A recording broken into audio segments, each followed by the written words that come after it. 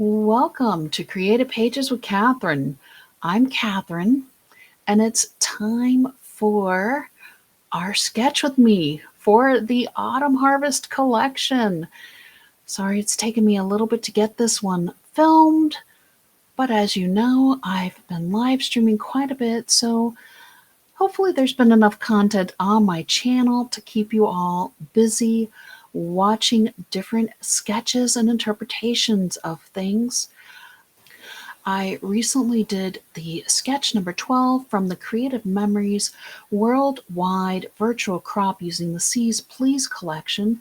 And in that live stream, I showed you all the sketch I'm going to be using for this video. The sketches were just so similar that I am excited to show you another interpretation of it using our decorative trimmer. So let me get things switched over and let's get to it. Bear with me, things look a little bit messy right now, but it's all going to be clear in just a few moments. So here's sketch number 1 from the June 2023 virtual crop. I don't know if this is the one that I was on the road for. I think so. So I missed doing these sketches. I've kind of been trying to pull them out for the new collections.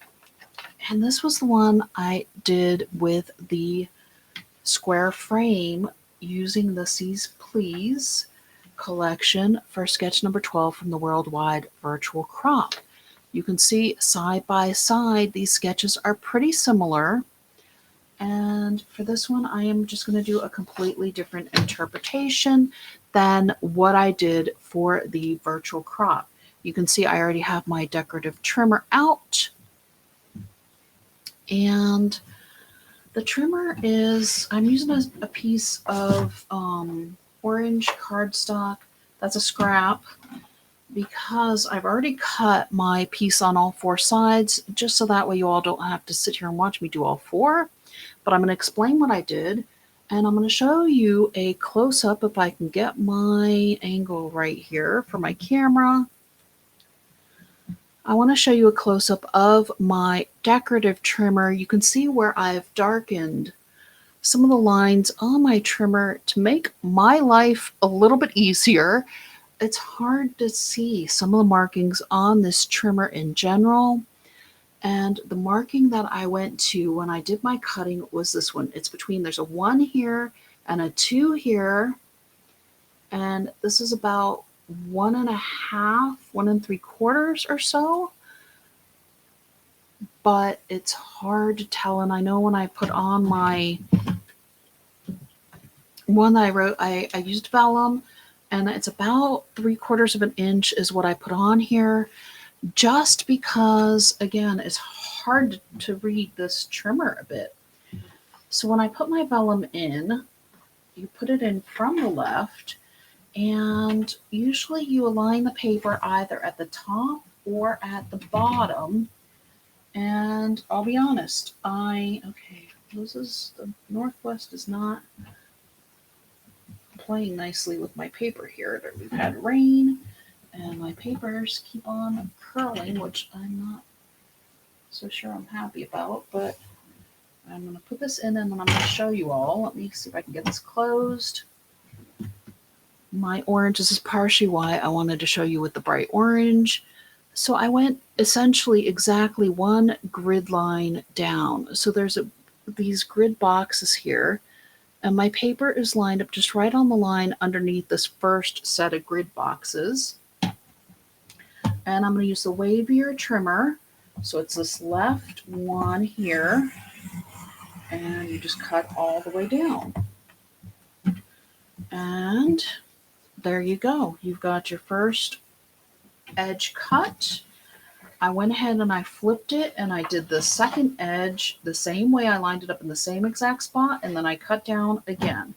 So essentially we're cutting off just that little bit of paper to get the waves and the bumps going, because the sketch shows all kinds of waves and bumps. And, I just thought it seemed like a great way to interpret the sketch. So let me put this aside and I can talk a little bit about the Autumn Harvest collection, and I am complementing it with a sheet of our tangerine cardstock for the base of this layout and a sheet of our vellum. And I picked this dark blue with the leaves in it.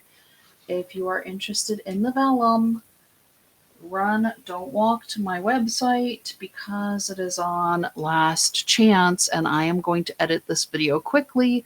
So hopefully you all have a chance to get it. So I am pulling out my vellum tape runner and my bone folder. These honestly are no longer available. I try not to use things that aren't available anymore. However, it just is so handy with using the vellum because you need to burnish it. So let's go ahead and get this stuck down. I did do, again, as I told you, all four sides, top and bottom, and then left and right, using the same markings on the trimmer. And I'm going to have the lighter side up, I think. Just, you can see where one side looks much darker and this one is lighter. I'm thinking that this probably is the front side. I do have some mats. You know what? Let me just check it real quick. Let's see if we want the dark side or the light side. Sure. You know what? Let's go for the dark side. Why not? Let's add some extra drama here.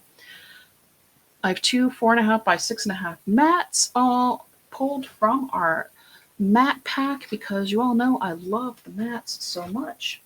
I also pulled, in fact, this is the same embellishment I used in my custom album demo. Ironically, I am going to layer the Adventure Awaits and the wreath. Go figure. Maybe I'm consistent with some of the things, although I do like to try different things. And then we have this 4x6 mat, which I forgot to put on my sketch. I will add that in just a moment for you. But it's the one with the pumpkin with lines on it so we can use it for journaling. Okay, so now I've decided I'm going to use the dark side up. Let's add some of our tape runner here. And I don't want to use a ton, but we want to make sure it sticks. So let's do this. And here we go. You can tell we don't use the vellum tape runner every day. Or I don't use the vellum tape runner every day anyways. It's just one of those things. We don't have vellum with every collection. When we do, it's kind of fun to show you all how to use it. I know I have a weird sense of fun, but okay, how's that look? Let's take a quick look. I think I burnished through where most of the tape was, and I tried to go a little bit quick for you all and fast forwarded that part because, you know, nobody needs to hear that scratching funky sound going on. What can I say? All right, so let me do this real quick. Okay, so it looks like I wrote down it was the pumpkin mat with the lines, but I forgot to put it was 4x6. So I'm just going ahead and listing it under this right side. And I'm just putting the pumpkin in parentheses again. So that way you all will know when you're pulling mats. I pulled two 4.5 by 6.5 mats and one 4x6 mat. This one's going to be pretty quick, easy, and simple. It looks fancy, but it's just so beautiful with the way they designed this collection. The designers, you know, they definitely earn their money. All right, I'm going to layer this one underneath this one just ever so slightly. And if you don't want to do that, you don't have to. You can make your mats just ever so slightly smaller is what I would suggest. If you cut mats from the paper pack, instead of doing the 4.5 by 6.5, which is what these mats are, if you do 4.25 by 6.25, this overlap is not going to happen. But, you know, And I probably, you could cut off just that little bit of your mat as well, but why? Let's do a quick and simple page. You know, it's I don't think it's going to affect your photos at all. And I think we'll be fine with just that slight overlap as well here.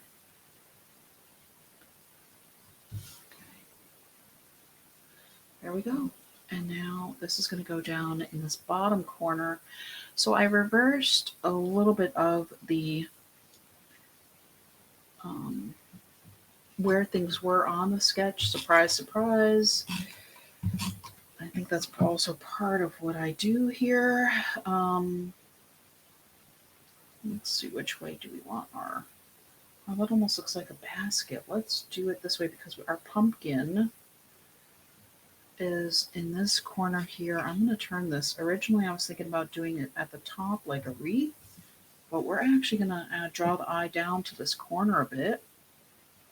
And then I'm going to foam square our sentiment here. And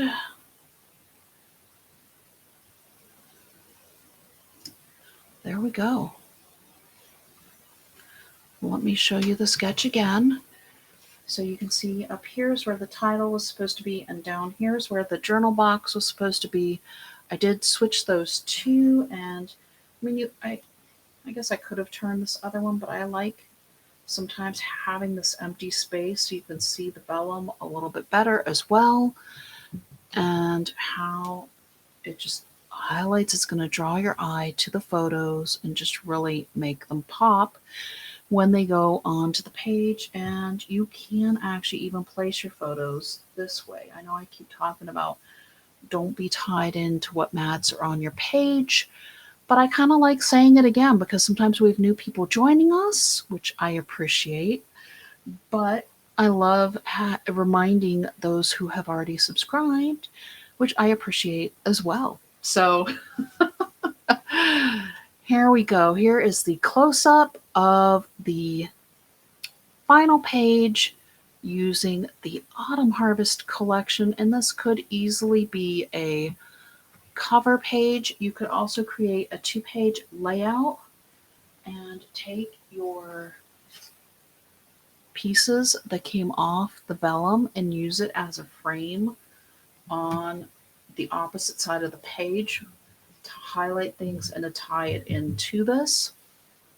I guess if you want to see me do that on a live stream, let me know within a day or two of this video coming out, because I did not throw away my scraps yet, but I probably will coming up. We'll see. So that's it for this collection. I hope you enjoyed seeing my interpretation of this sketch. And I need to do a card as well, so stay tuned for that. Okay, for this card, I'm going to be using up a bunch of scraps and a mat. I had this half mat, I think from doing the Worldwide Virtual Crop sketch from Autumn Harvest. This one I had cut in half. I think I might have thought about using it as a journal box at one point, but it's going to be beautiful on this card instead. I also had a bunch of acorn paper scraps, and I just took a couple of them and cut them in half and then adjusted them to the size of the card. So these scraps are 4 1/4 by 1 3/4. So it's roughly 1 3/4 wide. I'll be honest, it was close to 7/8. 1 7/8, because I had a just a little bit over 3.5 inches wide, I believe. And then this piece was 2 inches, so I cut it down to 4 inches by 1 inch because it was a 4-inch piece. 4-inch piece? Hang on, I will remeasure that one because it looks a little bit smaller than 4 inches, but I'm just going to center it over the top and the bottom here, just add the acorns. They'll be above and below our mat box. And I just thought it'd be cute to have it framed with the acorns. Although I probably should tuck that under. Let me grab my multi-purpose tool. And that's what I'm going to do, is just tuck this under instead of having it over. Here we go. Turn this, tuck this under. That's the beauty of having a multi-purpose tool. If you change your mind, you can do it. I'm kind of doing this card on the fly a little bit before I have to go pick up one of my kids. So there we go. That looks better to me. I like the seam on it. And you can always add, in fact, I am going to add just a little bit of repositionable tape now to hold these corners down a little bit better. So I'm actually using the tape runner upside down. And usually when you use the tape runner, the wheel's up. I kind of use that as my reference point.